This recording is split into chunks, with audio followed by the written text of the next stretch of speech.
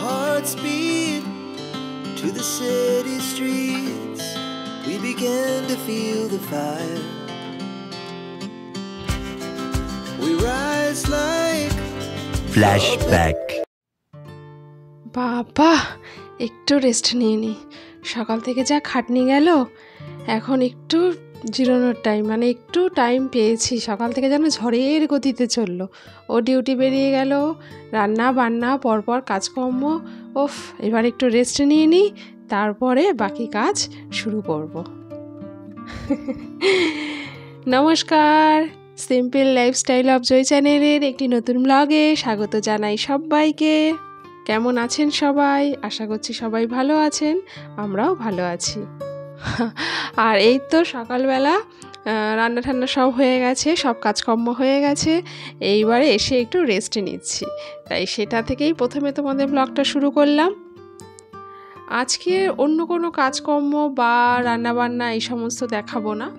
আজকে তোমাদের সাথে কিছু কথা আলোচনা করব, কিছু কথা শেয়ার করব, কিছু টিপস বা উপায় তোমাদের সাথে শেয়ার করব, যেগুলো আমাদের দৈনন্দিন জীবনে সবারই কিছু না কিছু কাজে অবশ্যই লাগতে পারে।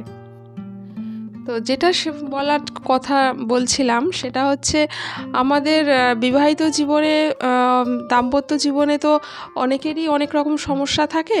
তো সেই সব সমস্যা থেকে আমরা কিভাবে একটু মুক্তি বা একটু শান্তি লাভ করতে পারি, সে সম্বন্ধেই কিছু আলোচনা করব। তো আমার পরিবারের মধ্যে বন্ধুরা তোমরা যারা আছো, তাদের বেশিরভাগই হয়তো তোমরা বিবাহিত, বা অনেকে আছো ছোট বোন ভাই আছো যারা অবিবাহিত। কিন্তু এগুলো তো সবার জীবনেই কাজে লাগে, আর আমি দাম্পত্য জীবন নিয়েই কিছু আলোচনা করব। প্রথমেই বলি, আমাদের স্বামী স্ত্রীর মধ্যে তো সবসময় আমরা চাইবই যে অবশ্যই আমাদের সম্পর্ক ভালো থাকুক, এটা কে না চায়, সবাই চাইবে। কিন্তু তার মধ্যেও তো মাঝে মধ্যে আমাদের কখনো না কখনো তো একটু ঝামেলা অশান্তি তো আমাদের হয়, আর তার জন্য আমাদের অনেকটা মন খারাপও হয়। তো তার জন্য আমি প্রথমেই যে একটা টিপস উপায় বলবো, যাতে এই অশান্তি যাতে না হয় তার জন্য। দেখুন, স্বামী স্ত্রীর মধ্যে যে অশান্তি হচ্ছে, সেখানে কিন্তু আমরা মেয়েরা যদি আমরা একটু চুপ থাকি, একটু শান্ত থাকি, যখন দুজনেই ঝগড়া যদি করি, দুজনেই যদি বলতে থাকি, তাহলে কিন্তু ব্যাপারটা একটু বেশি পর্যায়ের দিকে চলে যায়। এইবারে মেয়েরা আমরা যদি একটু মাথা ঠান্ডা করে রাখি, সে আমরা হাউসওয়াইফই হই আর চাকরিরতাই হই না কেন, যদি একটু মাথাটা আমরা ঠান্ডা রাখি, দুজনেই একসাথে বলবো না, যখন যে বলবো অপরজন যদি আমরা একটু শান্ত থাকি, চুপ থাকি, তাহলে কিন্তু জিনিসটা বেশি দূর বাড়ে না, বা অশান্তিটা কম হয়। আমরা বলবো না কেন, বলবো, কিন্তু সেটা সময় বুঝে, একসাথেই নয়। আর এদিকে আমি ডাস্টিংয়ের কাজগুলো করে নিচ্ছি। প্রথমে তো সোফাটাকে ডাস্টিং করে নিলাম, তারপরে আমি ডাইনিং টেবিলের চেয়ারগুলোতে চলে। কথায় আছে, সংসার সুন্দর হয় রমণীর গুণে।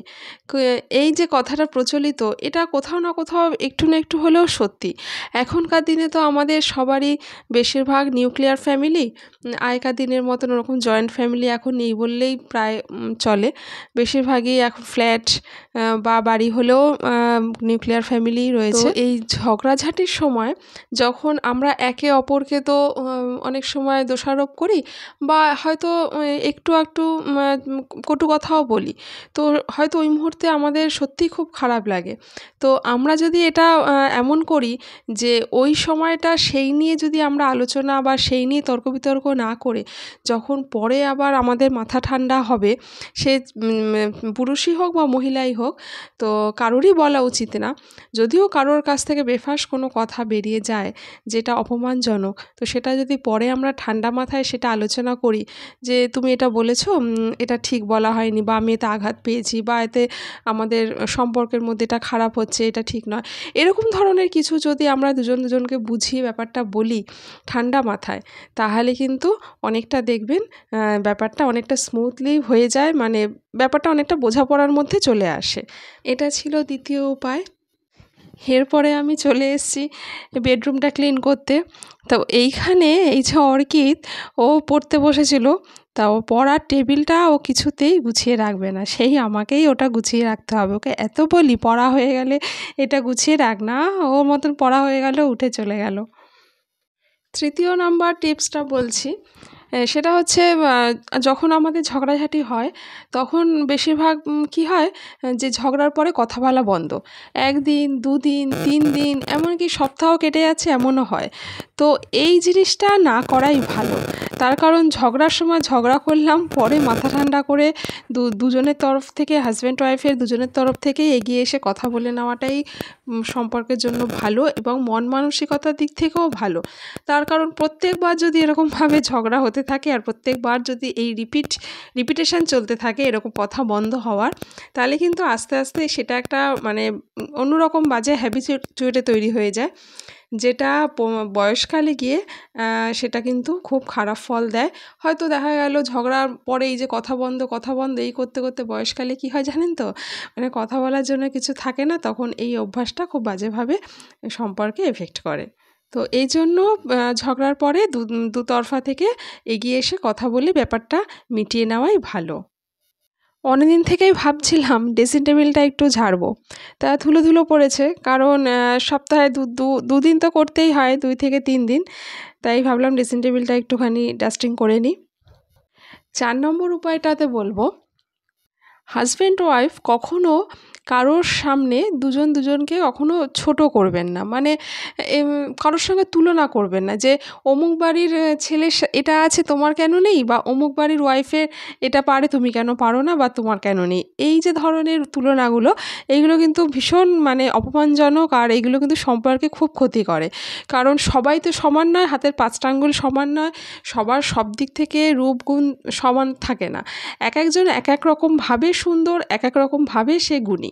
তো যার যেটা আছে সেটাকেই মানে হাসি মুখে আমাদের গ্রহণ করা উচিত, সেটা নিয়েই কিভাবে ভালো থাকা যায় সেইটাই আমাদের রাখা উচিত, থাকা উচিত। তো ওই জন্য অন্যের সঙ্গে তুলনা না করে নিজের যেটা আছে, যেটুকু আছে সেটাতেই ভালো থাকা, খুশি থাকা কিন্তু বুদ্ধিমানের কাজ, এবং সম্পর্কও কিন্তু ভালো থাকে। চলে আসছি 5 নম্বর টিপসে, মানে 5 নম্বর উপায়তে। ঝগড়া হোক বা কোনো রকম কোনো ভুলভ্রান্তি যাই হোক না কেন, আমরা মেয়েরা সবসময় এক্সপেক্ট করি যে হাজব্যান্ডের কাছ থেকে আমরা সরি কথাটা শুনবো। হ্যাঁ, একটা সম্পর্কের মধ্যে অবশ্যই হাজব্যান্ড হোক, ওয়াইফ হোক, যেই হোক, যদি কোনো ভুল করে থাকি তাহলে অবশ্যই সরি বলা উচিত।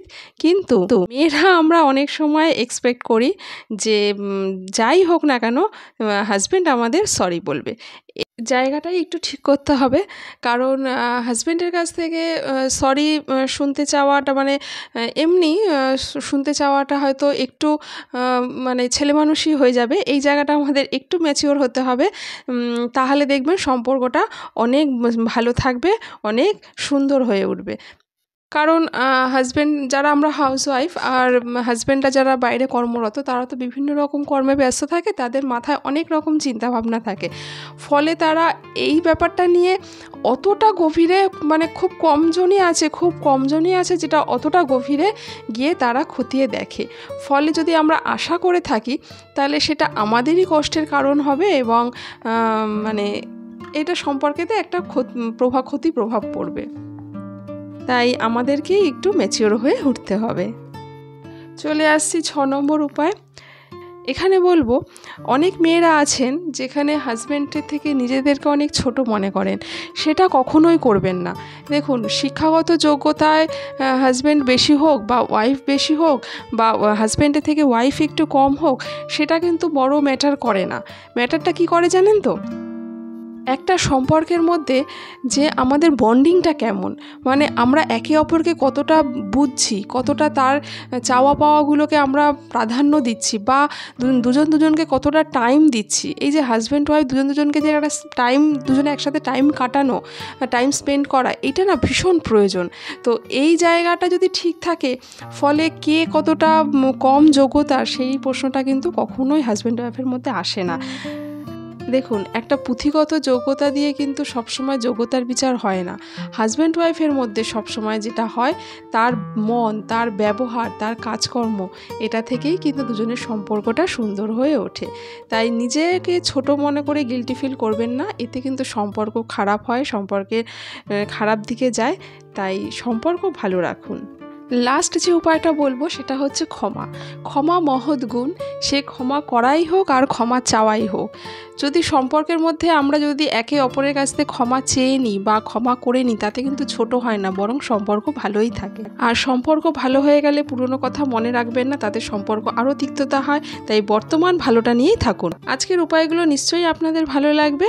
তাহলে নতুন বন্ধুরা চ্যানেলটি সাবস্ক্রাইব করে প্লিজ পাশে থাকবেন।